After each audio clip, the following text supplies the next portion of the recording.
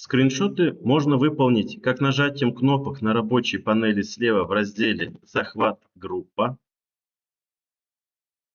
так и горячими клавишами.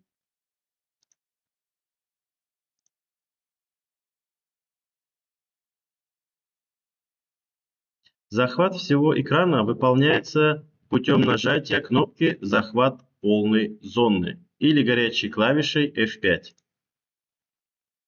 Захват окна выполняется нажатием кнопки «Захват области кадра» или горячей клавишей F6.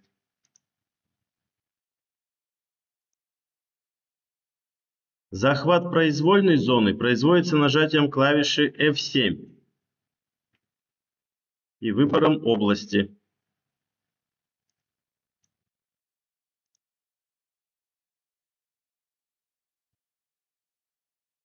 Выбор границ области производится путем зажатия левой кнопкой мыши и перемещением курсора. Полученный скриншот сохраняется в памяти программы.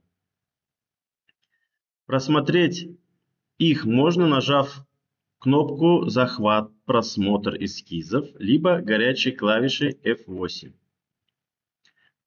А также можно посмотреть во вкладке «Отчет» в разделе «Захват изображения».